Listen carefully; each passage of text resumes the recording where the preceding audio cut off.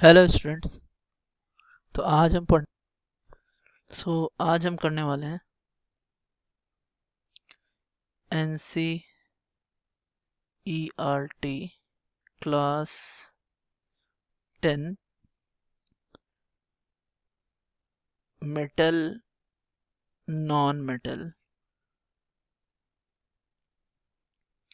Solution. जो NCERT question है उसके हम सॉल्यूशंस देखेंगे। तो ये आपका 10 नंबर क्वेश्चन है। ये कह रहा है कि आप अपने को दो वेज बताने हैं कि कैसे हम रस्टिंग को प्रिवेंट कर सकते हैं। दो वेज क्या है देखिए। सो देयर आर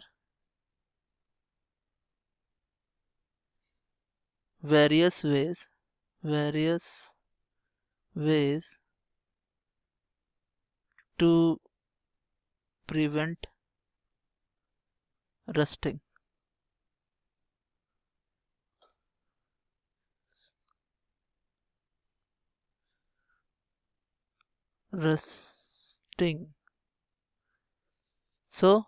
पहला है कि बाय पेंटिंग, अगर हम पेंट कर दे तो वो वाटर और ऑक्सीजन के कांटेक्ट में नहीं आएगा और रस्टिंग नहीं होगी। दूसरा है कि बाय गैल्वेनाइजिंग। तो यहाँ हम क्या करते हैं कि मेटल के ऊपर, आयरन मेटल के ऊपर Zn का कोटिंग करते हैं, बहुत ही स्मॉल सा कोटिंग करते हैं, और वो कोटिंग करके हम उसको प्रोटेक्ट करते हैं फर्दर रस्टिंग से। ये दो मेथड हो सकते हैं। आगे हम देखते हैं कि what types of oxides are formed when non metals combine with oxygen. अभी जैसे नॉन मेटल सल्फर ले लेते हैं, कार्बन ले लेते हैं, मान लीजिए हाइड्रोजन ले लिया, ये सब नॉन मेटल्स हैं। अगर ये ऑक्सीजन के साथ रिएक्शन करेंगे तो अपने को मिलेगा यहाँ पे ये SO2 मिलेगा। यहाँ ये रिएक्शन करे तो यहाँ मिलेगा आपको CO2। यहाँ अगर ये रिएक्शन करता है तो यहाँ मिलेगा अपने को H2। तो ये जो आपका ऑक्साइड है ये नॉन मेटल ऑक्साइड है, और ये क्या होगा आपका एसिडिक है। ये भी नॉन मेटल एसिडिक है, लेकिन ये भी नॉन मेटल है, बट ये क्या है आपका न्यूट्रल है, ना ही एसिडिक है ना ही बेसिक है। हम कह सकते हैं कि नॉन मेटल्स के थ्रू अपने को जो ऑक्साइड्स मिलते हैं वो एसिडिक भी हो सकते हैं और न्यूट्रल भी हो सकते हैं। न्यूट्रल के और भी एग्जांपल मैं आपको बता सकता हूँ, जैसे CO जो है आपका वो क्या है, न्यूट्रल ऑक्साइड है, न्यूट्रल ऑक्साइड है। बट CO2 मैंने अभी आपको कुछ देर पहले बताया कि ये क्या है, ये एसिडिक ऑक्साइड होता है। आगे हम देखेंगे, ये क्वेश्चन नंबर 12 आपका कह रहा है कि अब ये कह रहा है कि गिव रीजंस, किस चीज़ के रीजन देना है। तो platinum, gold and silver are use to make jewelleries, पहला ये है। दूसरा है कि sodium, potassium and lithiums are stored under oil. और भी क्वेश्चन हैं, पहले ये दोनों को हम क्या करें कि एक्सप्लेन कर ले, आइए देखते हैं। ए कह रहा है कि हम प्लैटिनम और गोल्ड सिल्वर का यूज़ करते हैं ज्वेलरीज को बनाने में। तो देखिए क्या है कि ये जो आपके मेटल्स हैं, प्लैटिनम है या गोल्ड हैं, तो ये तो पहले बहुत ही लेस रिएक्टिव होते हैं, इनमें कोई भी कोरोजन होता नहीं है, और साथ में बहुत ही मेलेबल और डक्टाइल होते हैं। इस वजह से हम इसका यूज़ करते हैं ज्वेलरी में। PT, AU and AG are used to make jewelry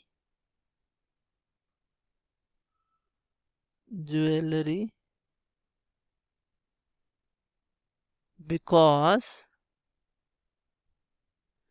these are malleable and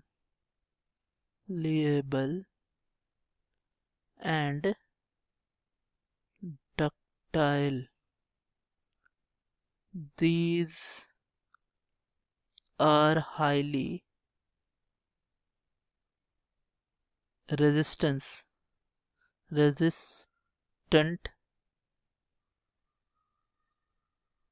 to corrosion. तो ये आपका पहला क्वेश्चन है। दूसरा क्वेश्चन कह रहा है कि सोडियम और पोटेशियम लिथियम को हम ऑयल के अंदर स्टोर कर रखते हैं। ऐसा ये है क्योंकि ये बहुत ज़्यादा रिएक्टिव होते हैं, और अगर हमने इसे डायरेक्ट एयर के कांटेक्ट में रखा तो उस केस में ये आपका बहुत जल्दी रिएक्ट करेगा एयर के साथ, और जो है कि फायर, बहुत सारे फ्लेम अपने को मिलेगी और बहुत सारी एनर्जी मिलेगी।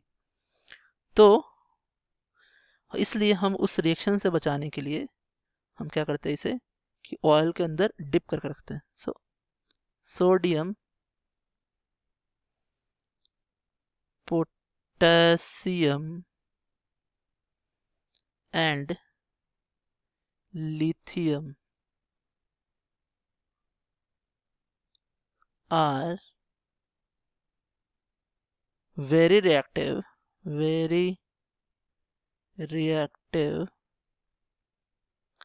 and catch fire when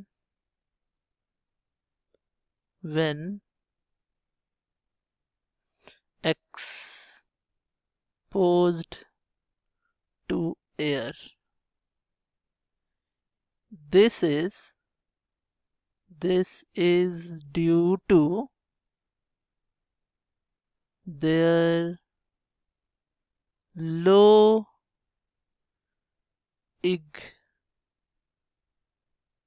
ignition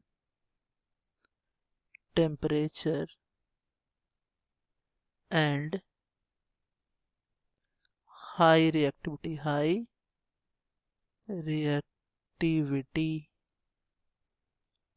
आगे देखते हैं, नेक्स्ट क्वेश्चन अपना देखते हैं।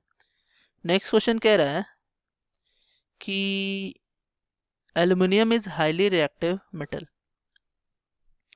Aluminium is highly reactive metal, yet it is used to make utensils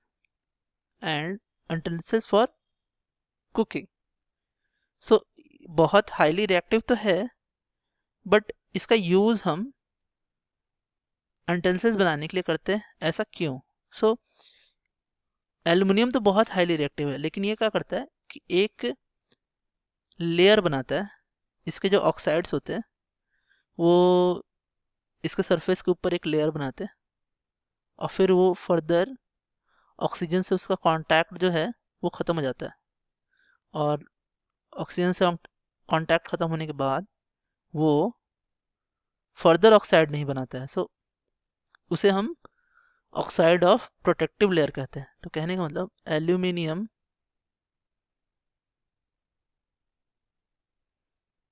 form a non-reactive layer of aluminium oxide on its surface.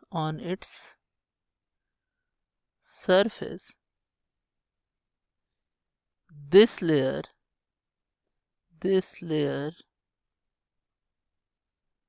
of aluminium oxide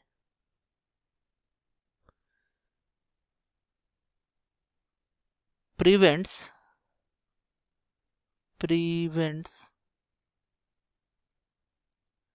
further formation of aluminium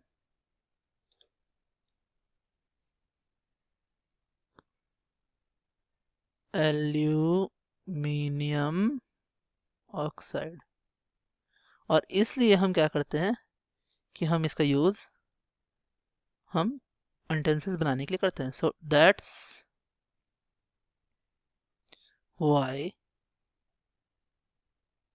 aluminium is used to make cooking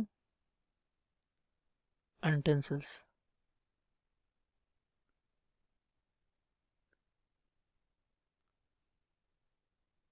फिर अपना जो 4th number question है 12 का, वो question कह रहा है कि carbonates and sulfide ores are usually converted into oxide during the process of extraction। तो होता क्या है कि हम क्या करते हैं कि हम कार्बोनेट्स और सल्फाइड्स को हम ऑक्साइड में चेंज कर देते हैं। So it is easier to obtain metal from their oxide rather their carbonates and sulphides. तो सल्फाइड से हम डायरेक्टली मेटल तो ऑब्टेन नहीं कर सकते, तो हम कार्बोनेट्स और सल्फाइड्स को चेंज करते हैं उनके मेटल ऑक्साइड में, और फिर उस मेटल ऑक्साइड को हम मेटल में रिड्यूस करते हैं by using carbon. So next question आपका है 30 नंबर। ये क्वेश्चन कह रहा है कि you must have seen tarnished copper vessel being cleaned with lemon or tamarind juice। So explain why these source substances are effective in cleaning the vessel। So जो tarnished copper vessel होता है, सो उसमें copper oxides होते हैं, और copper oxides जो होते हैं या कुछ कॉपर कार्बोनेट्स भी बनते हैं, वो दोनों ही बेसिक नेचर होता है उनका, और वो बेसिक नेचर के सब्सटेंस इस एसिडिक नेचर के सब्सटेंस के साथ रिएक्शन कर लेते हैं, और जो पॉट है, जो वेसल है, उसके ऊपर से हट जाते हैं। सो the sour substances contain acids कर देता है ना। These acids may dissolve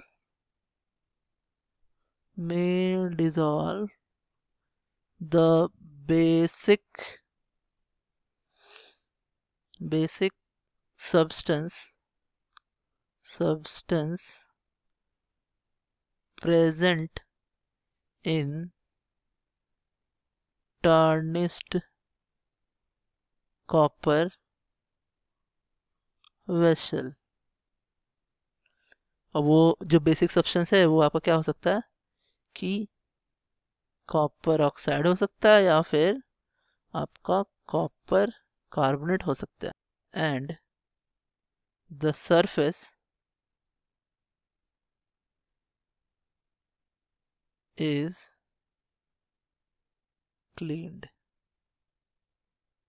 तो ये था आपका आज के लिए तो students. So thanks, have a nice day.